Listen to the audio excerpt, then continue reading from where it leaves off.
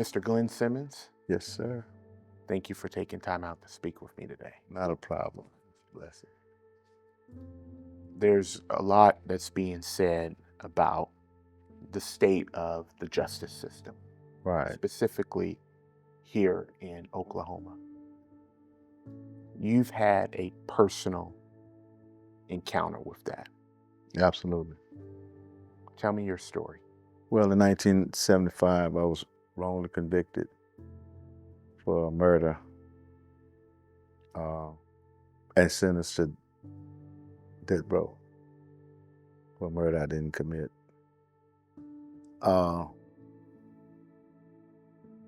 Because of certain legal procedures, procedural defaults, procedural bars and stuff, the courts would never look at my claims of actual innocence, colorable showings of actual innocence.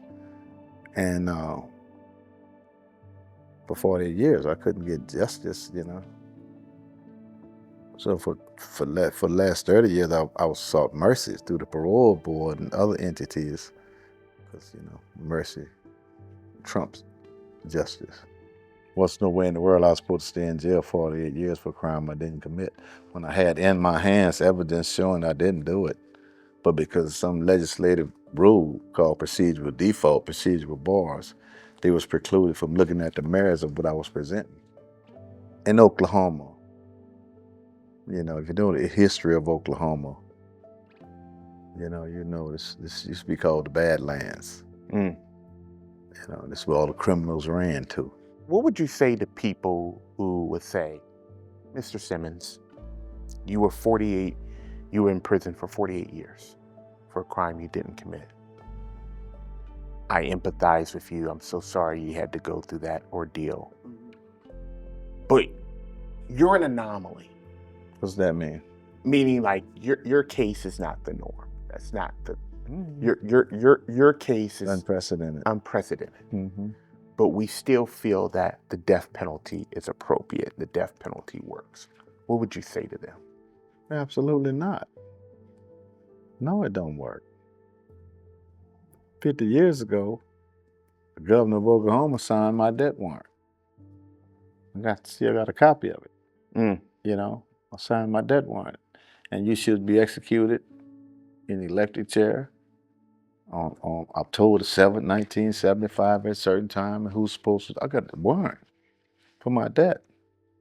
Now, 48 years later, they say I'm actually innocent, right? My question is, how many innocent people have you put to death in those 48 years? That's my objection to the death penalty. The death penalty is not a deterrent. It's not a deterrent. No, it's not a deterrent. Death penalty is not a deterrent to crime.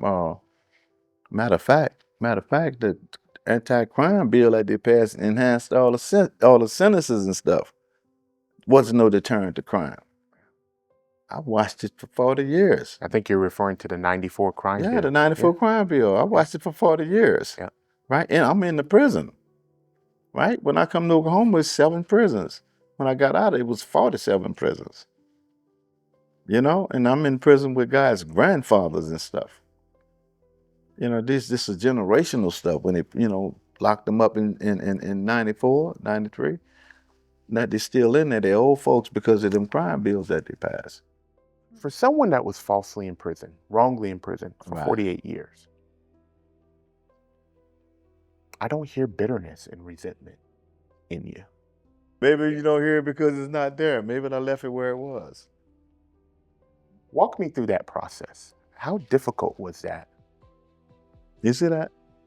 What'd that say? It says no hate. No hate. That's the narrative.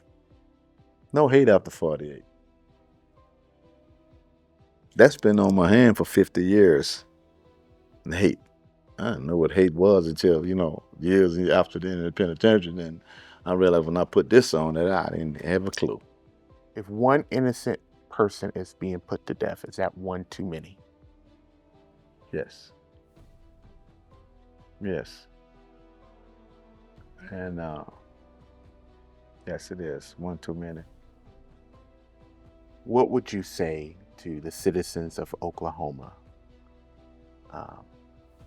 who may be on the fence about the death penalty, their feelings towards the death penalty, what would you say, given your experience, about why a moratorium needs to be put in place here in the state of Oklahoma? I think the people of Oklahoma is opposed to the death penalty. The death penalty is built upon vengeance, retribution, punishment. It's human nature for us to want those things. Is it? How do we combat that human nature to have the mindset that you have? You got me twisted. I want revenge and all of that shit. I'm human too. I'm just saying. But it's a matter of how you handle it, how you deal with it. People think, well, you did all that time and you don't seem to have no bitterness, just no hatred. Bullshit. How can you not? I'm not gonna, So you have it, but you just don't absolutely. reveal it. Well, here's the thing. Anger, bitterness, hatred, it's all energy, bro. It's all energy. You need energy to make it work. So I got it. So I use it for energy. I just wire more about what I do. You can do. I just take the energy and handle it for good things, man. I got it. Still got the hatred and the bitterness and the anger. That ain't went nowhere. But I turned it into something else. It is what it is. Too much salt in it. You don't eat all of it. And so I just look at it in certain ways, bro. Look up one day I was in cell 112, and the next day I'm sitting in Poor Boy's restaurant. In Pearl's restaurant eating the Poor Boy sandwich. It's a manifestation of Christ. Why I'm more about the things I do, you can do even greater. Wait. I got out of prison with stage 4 liver cancer. 4 months later, cancer started retreating. That's the manifestation of the restoration of my health. 6 months after prison, I didn't work on nobody's job, didn't sell no product, but the generous contribution of people around the world had raised $500,000. 6 months out. That's the restoration. That's the accumulation of my wealth. That is what Christ is talking about.